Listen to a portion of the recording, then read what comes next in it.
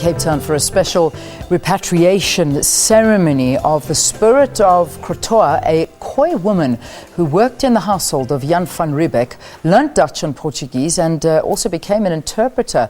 Let's cross over to Palesa, find out what's been happening this morning and what's going to be happening throughout the rest of the day, and we'll find out also where she is situated right now. Palesa, good morning to you again.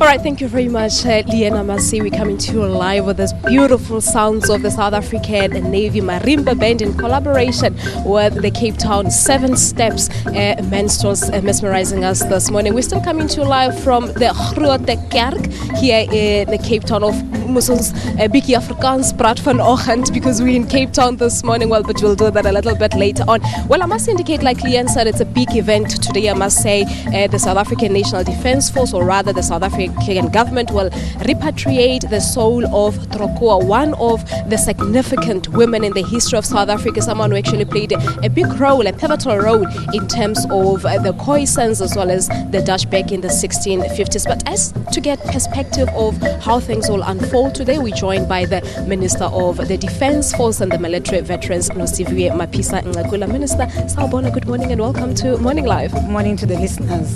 Thank you very much, Minister. Minister, why did the department see the need to repatriate Krotoa's soul back to the Castle of Good Hope? Well, I'm sure you are aware that the castle this year celebrates 350 years of its existence. And we have decided, as part of a rollout of that celebration, which will go on for the rest of the year, that amongst others we would want to repatriate the spirits of Krotoa from the church here, where his bones, his remains are, to the castle. As you know, she died at the castle. She was working for Jan van Riebeck at the castle there. But strangely, when she eventually died, her bones were taken away from the castle and brought to this small church. So today we'll be repatriating her spirits, symbolically, repatriate them to the castle where she worked, where she spent the better part of her life. This is a young lady who started working for Jan van Riebeck when she was 10 years old, worked as a servant, I would say, because that's what she was called, but was later on to become an interpreter who would be interpreting between conversations between the Dutch and the Khoi people. You know, when I was sent to this broadcast, Minister, I had to do my research and read a lot on Krotoa just to get a perspective as who she was. And it actually came to my mind that South Africa has so much stories, so many stories to tell, untold stories of women who played a pivotal role. And I believe this is one such story. Absolutely. In fact, that is why we took this decision, that on one of the days, as part of the 60th anniversary as well of the March to the Union Building by the women of this country, that we would single out this particular woman and honor her and celebrate her life on this day. She's a heroine of the people of South Africa. None of us ever read about Krotoa. I only started reading about Krotoa when I came into contact with the Defence Force and subsequently with the castle. So Krotoa for me symbolizes that which the women of South Africa have gone through over centuries. Krotoa for me is no different from the women of 1956 who marched on to Pretoria because they were challenging that the system should respect them as women and that in fact they needed their dignity to be restored.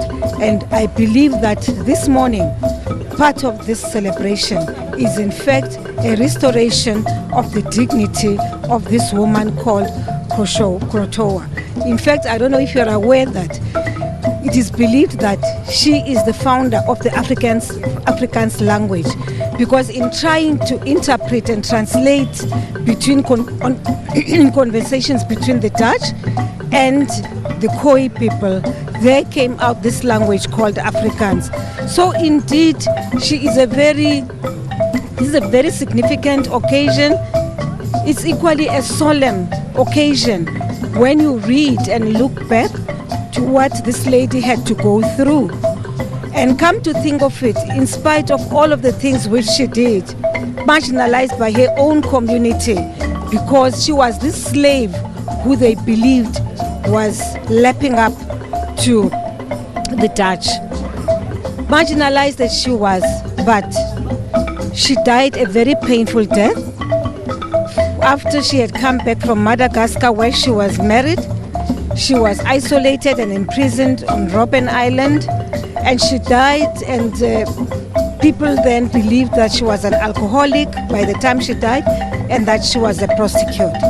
But truth of the matter is, the story of Krotoa is a very painful and sad story of South African women, particularly South African women who live in the farms. All right, we're going to have two ceremonies here at the church. There will be a church service inside in a few minutes' time. From there on, there's going to be a traditional ceremony right where we're standing under the tree. From there on, a monument will be unveiled at the Castle of Good Hope. Talk to us about the unveiling of the monument. Well, obviously, as I said, we'll be repatriating her spirits to the castle. There will be a religious service. Then there will be the traditional one outside here. And of course, that memorial for me at the castle is very important, so that generations to come should always remember that within the castle itself, in the story of what used to happen at that castle, there was a woman called Krotoa, who I would say is a hero of the people of South Africa and is a heroine of the Khoi people. All right, Minister, that's where we're going to leave it for this morning. But thank you so much for your time and good luck with the ceremony later. Thank you for joining us. Thank you for being part of this event. It is our pleasure indeed to learn more about Krotoa. That's the Minister of the Defence Force and Military Veterans in South Africa, Mapisa-Nqakula, talking to us more about Krotoa and the significance of the unveiling of the monument that will be done in just a few hours' time at the Castle of Good Hope here in Cape Town. Well, there is still so much more to learn about Krotoa here on Morning Live, so make sure that you don't go away as we take an ad break now.